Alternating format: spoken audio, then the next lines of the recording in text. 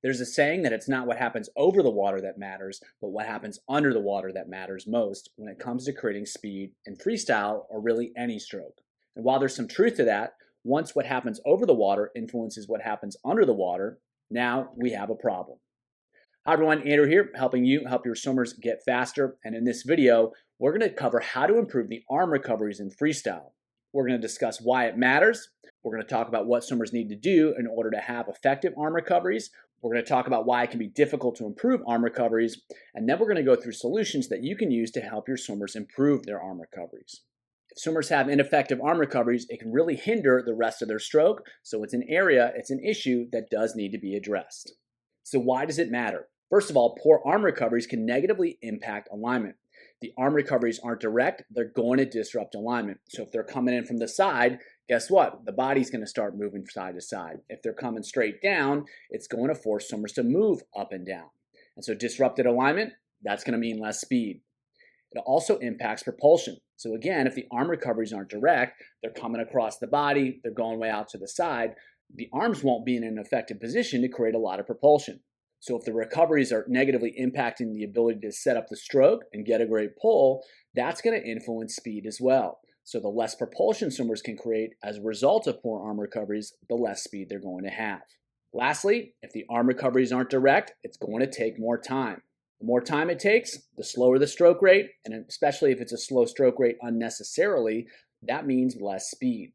So if swimmers are having arm recoveries that are disrupting their alignment, causing them to create less propulsion and taking more time than they need to, for all those reasons, poor arm recoveries can slow swimmers down, and until they improve those recoveries, they're not going to be able to swim as fast as they otherwise could.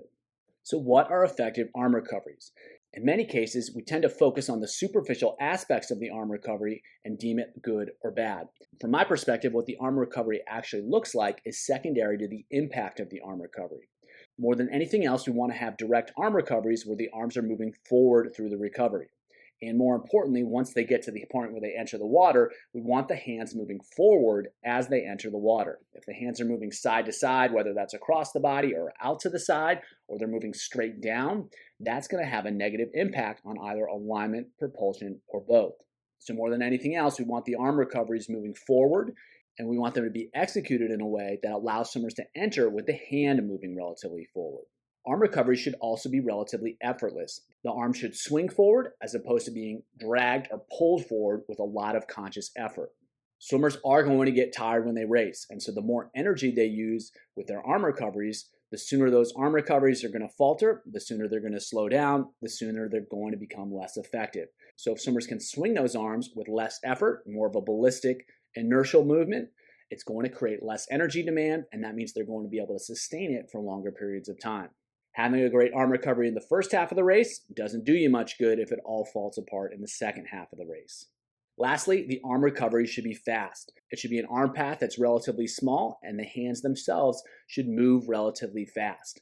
So you want high hand speed, and you want them taking a path which minimizes the distance they have to travel. If they don't have to go very far and they're moving fast, they're going to get through the recovery with less time. They're going to get through the recovery in less time. And fast now is going to be event appropriate. In a 50, swimmers are going to have to move their arms really, really fast. In a 1500, there's not quite as much of a demand on speed. However, it should be as fast as possible within the rhythm of the stroke. The arm recovery shouldn't slow the swimmers down. It needs to be as fast as it needs to be for the event. So we'll take a look at a couple examples here. So first, we've got more of a distance stroke. And what I want you to pay attention to is how the arms are swinging relatively effortlessly. She's not dragging them through. They're kind of swinging over the top, and how they're entering straight in front of her shoulders. And so if her arms are coming across the body, that's going to disrupt her alignment. It's going to put her in a position that's really ineffective to pull. But instead, she's got everything moving forwards. She's got everything working in the same direction, and that's going to allow her to, one, maintain her alignment, and two, get her arms in position to pull effectively with each stroke. So it's more about what the arm recoveries don't do than what they do. And in this case, they don't disrupt her alignment. They don't impair her ability to create propulsion. And because she's recovering them directly and quickly, they're always in position for the next stroke, exactly when she needs them to be, so that she can continue to drive herself forward through the pool. This is a really good example here of how the arms are just swinging pretty effortlessly. You can see the lack of tension in the arm. You can see how everything is pretty relaxed, how everything is pretty smooth, and that's going to minimize the effort that swimmers are using, and that's going to allow them to sustain those arm recoveries a lot better than if they were swimming with a lot of tension. Now here, we'll watch a sprint stroke, and what you'll see is that the arms are swinging. They're swinging a little bit straighter. They're a little bit more ballistic, but they're still swinging straight forward, and that's allowing the swimmer to get the arm in position to create a lot of propulsion. It's not moving side to side, so it's going to negatively impact how well they can pull, and it's not going to negatively impact the side-to-side movement of the body because it just goes right in, it goes right over the top, and it enters right in front of the swimmer. So the commonalities between those two arm recoveries is that they're both relatively fluid, they're happening directly, and that's allowing swimmers to optimize their alignment and the propulsion they can create with each stroke. The difference, in this case, the arm's a little bit straighter, it's moving a little bit faster, it's a little bit more ballistic, but it's still the same basic idea, still the same basic premise. So as much as possible, swimmers want to be able to recover the arms without disrupting the alignment, without disrupting propulsion, and doing so as fast as required. To give you a little bit better insight about what happens when the hands enter the water and why the recovery matters, we'll watch here. You can see she enters straight forwards, and she's still swimming straight. It's not going to disrupt her alignment. She's able to pull straight back, get right into the stroke without too much deviation, without having to adjust, and that's going to save her time, and it's also going to allow her to get more propulsion with each stroke. So she's able to pull right away, and she's able to recover the arms without disrupting her alignment. So effective arm recoveries are effective because of what they don't do. They don't disrupt alignment, they don't take more time than necessary, and they don't interfere with the ability to create propulsion. It's all about doing less, and the more swimmers can do less, the faster they're going to go. So what's the challenge with improving arm recoveries? First of all, there's individuality. Different swimmers have different limb lengths, they have different ranges of motion in the shoulder and in the upper body, and that's going to impact what options they have that are available to them to recover the arms. If someone's a lot stiffer, they're not going to be able to move their arms in ways that a much looser swimmer is going to be able to. So if you ask swimmers to swim in exactly the same way, with exactly the same arm recovery, it's going to cause problems because swimmers don't have the same options available to them. This is made more difficult because we don't know exactly how much mobility different swimmers have available to them and what arm recovery is going to be most effective for them. We almost have to let them figure it out. Another challenge is that the arm recovery is relatively ballistic. And so once the arm is swinging, it can be difficult to try to change the arm path during the recovery itself. And so it's a motion that swimmers can't really consciously control. They have to kind of set it up beforehand and then swing it through. And however they set it up is going to determine the arm path that they use. So it's a ballistic motion, which makes it a little bit more difficult to control. And they have to learn how to set it up at the end of the pull. The best arm recovery also changes with the speed that swimmers are trying to achieve. As we saw in the example between a distance swimmer and a sprinter, the arm path is going to be a little bit different, and a different strategy is sometimes necessary for swimmers to optimize their speed. So not only do swimmers need to have an effective arm recovery, they need to have an effective arm recovery for the given circumstance. The last challenge, especially in freestyle, is that the arm recoveries are at least a little bit asymmetrical. Due to the breathing, the arm recoveries are often different. There's different amounts of rotation from side to side, and that can impact the path of the arm recovery. And so it can be difficult to tell swimmers exactly how to recover their arms when they're breathing, when they're not breathing, on their breathing side, on their non-breathing side. It's a lot for swimmers to manage through conscious control. So we have to give them options where they don't necessarily have to think about it, but they can kind of just feel and figure out what works best for them. So if we're going to find effective solutions, these are the problems that we have to solve. We have to account for individual differences. We have to account for the fact that these are ballistic motions. We have to help them learn to adjust their recoveries with speed, and we have to help them manage the asymmetrical demands of swimming freestyle. So having discussed why effective arm recoveries are important, what swimmers need to do in order to achieve effective arm recoveries, and some of the challenges of learning how to do so, it's time to talk solutions now, and we're going to work to solve those problems to help swimmers improve their recovery skills. We're going to use a couple different skill-based strategies that you can use to help swimmers improve, and then we're going to discuss a couple performance-based strategies that you can use to help challenge swimmers and challenge their ability to effectively recover the arms. Let's check it out. First up is paddle cap freestyle. Reality is if the breath is messed up, it's going to be nearly impossible to fix the arm recoveries. Because if they're lifting the head, if they're pulling the head to the side, guess what? Those arms are going along for the ride. So if you want smooth, direct arm recoveries, you got to make sure that they can breathe effectively before you worry about anything else. So if you have poor arm recoveries and there's poor breathing, you got to fix the breath first. And so because ultimately we're trying to improve the arm recoveries, you want big changes in breathing fast. And to do that, you want clear, instant feedback. You want a strategy that's nearly impossible to get wrong, and you want to help as many swimmers learn at the same time so that you don't have to do all the teaching for them. Paddle cap freestyle fits the bill here because it allows for big changes fast. The idea here is pretty simple. Swim with a paddle on their head, and they got to keep the paddle on their head. And so if they're lifting the head to breathe, if they're pulling the head to the side, that paddle is going to come off. So it's a really effective way to help swimmers learn to keep that head relatively still and to keep the breath relatively tight. Once they can do that, then we can start going about trying to fix the arm recoveries. Because if that head's moving, it's going to be really difficult to get the arms locked in the way that we want them to. So the first strategy to really directly improve the arm recoveries is underwater recovery freestyle. So we're going to simplify the arm recoveries by removing them. We're going to have them recover the arms under the water as they swim. So the focus there is going to be on recovering straight forward and then pulling straight back. They want to keep it clean, they want to keep it direct, and they want to have the same rhythm as regular freestyle. So if swimmers have a lot of side-to-side motions, it can be helpful for them to discover how to move the arms straight forward and straight back.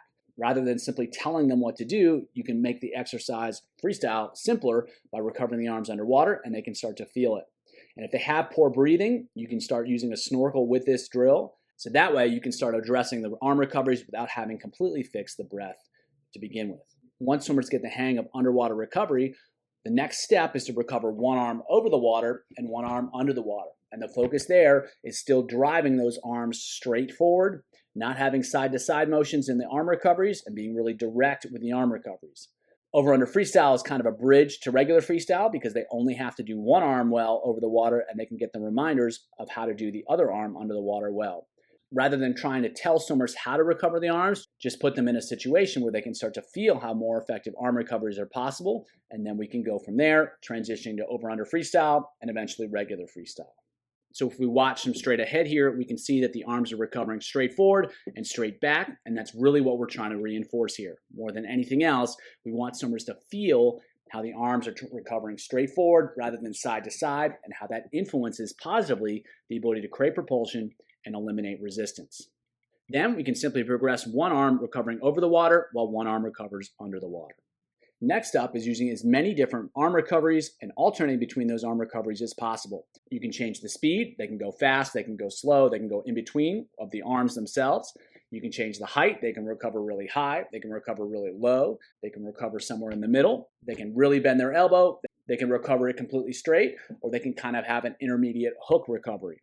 You can have them enter wide, you can have them enter crossing over, you can have them enter straight.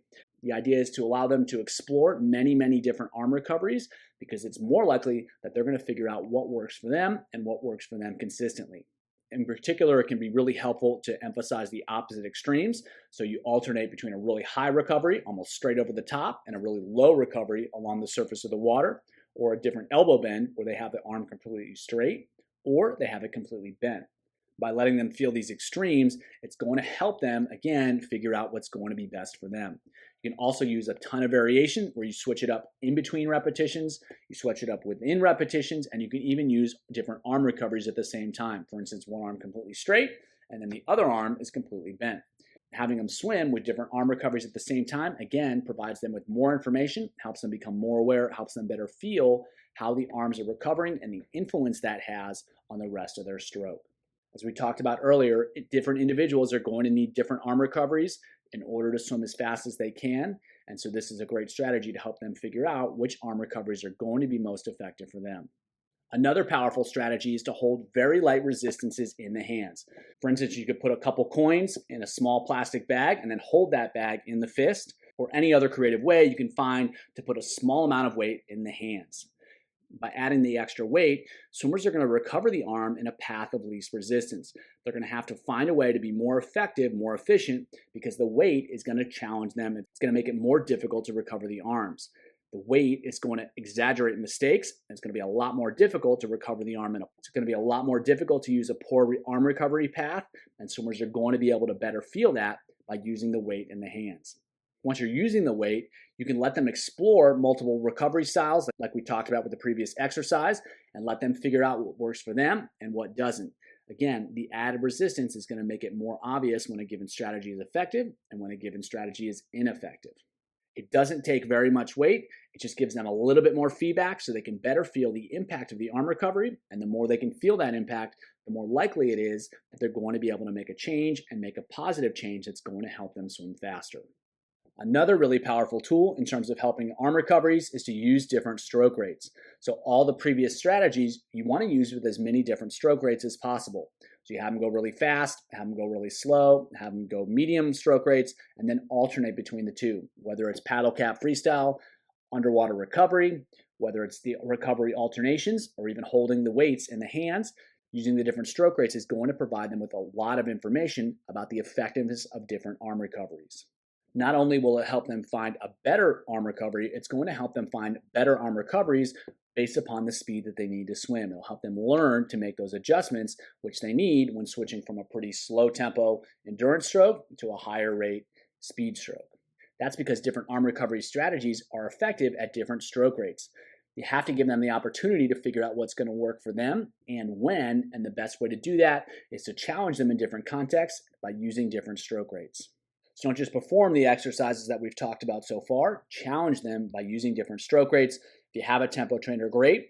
But even without a tempo trainer, you can just literally tell swimmers fast rate, slow rate, medium rate, and that alone can make a big difference in terms of how they learn and how effective they are at using different stroke rates and finding the best recovery at that stroke rate. Having discussed strategies, let's talk sets. So they're going to go 450s and 475s twice. We're really trying to lock in the skills here. The 50s are going to be paddle cap freestyle. The first 25, they're going to recover the arms underwater. And then the second 25, they'll be over the water. And then the 475s are 25 underwater recovery, 25 over under, 25 regular freestyle. So those 50s, the idea is to get the paddle on the head, keep the breathing really tight, and then effectively breathe and recover the arms straight underwater during the first 25 and try to match that, be really direct on the second 25. Then the 475s are underwater recovery. Again, lock in the straight arms, straight recoveries. And then the second 25, they're going to go over under freestyle, and that's going to help them learn to transition from underwater to over the water, and then a 25 freestyle where they put it all together. In the first half, they're going to focus on building, and they're going to do so building each 25 to strong. On the second half, they're going to focus on increasing the stroke rate and descending 1 to 4 as they go through. So we're playing with speed, we're playing with the breathing, making sure that's locked in, and we're playing with the different arm recoveries under the water and over the water to help swimmers learn to be really direct as they move through the arm recoveries, which is ultimately what we're really looking for. Next set, we're going to go 2 rounds through. They're going to go 425s freestyle at a strong effort. The odds are going to go left arm straight, right bent, evens right bent, left straight. So that way they're playing with the different arm recoveries, the different arm paths with those 25s, and they're doing so at a pretty challenging effort. Then 4 100s, 25 low recoveries, 25 high recoveries. So low recoveries to the water, and then high recoveries to the water, and then a 50 normal. The odds, they're going to build the 25s. The evens, they're going to build the 50s. So again, we're playing with speed, we're playing with different arm recoveries, and then they're trying to put it all together with what feels best. Then we'll finish it off, 450s, solid effort, descend 1 to 4 at the same stroke count, second round faster. So they've got a different feel for straight versus bent, low versus high, and on those 450s, they're going to try to put it all together. They've got to be efficient, and they've got to create speed with that same efficiency. So a great way to challenge swimmers in a lot of different ways, help them explore different arm recoveries without really altering the basic structure of the set. We're still doing 425s, 400s, 450s. It's just like swimming regular freestyle, except they have the extra challenge of recovering the arms in different ways. Last set, they're going to go 2 rounds through. They're going to go 425s freestyle. They're going to go strong with light weights in the hand. They're going to go straight arm with low recoveries, then bent arm recoveries, then straight arm with high recoveries, and then choice recovery. Then they're going to repeat the same thing, but they're going to go as fast as possible at 1.5 seconds per cycle without the hand weights. Same basic structure in both cases, but we're adding the challenge in the first half by going strong with light weights in the hand, and on the second half, we're challenging them to go fast with a capped stroke rate. So in this set in particular, we're trying to help swimmers figure out which arm recoveries to use at high speeds. We're using different types of arm recoveries to help them figure that out. Of course, this is simply an example, and you can use whatever type of arm recoveries you'd like and whatever you feel is really effective at helping them figure it out. This is just an example, and it illustrates the concept of having them go fast, use different arm recoveries, and try to figure out which one's going to be most effective for them. So arm recoveries are important in the sense that they help swimmers maximize speed by not interfering with other aspects of the stroke. So if the arm recoveries are impairing alignment, if they're disrupting the ability to create propulsion, or they're simply taking too long, those are all going to limit swimmers' speed. So we have to help swimmers learn how to recover the arms directly, how to do so quickly, and how to do so with little effort as possible. That's going to set them up to swim straight through the water and to create a ton of propulsion. If you want to learn more about how to help freestylers create a ton of propulsion once their arm recoveries are locked in, check out the video below.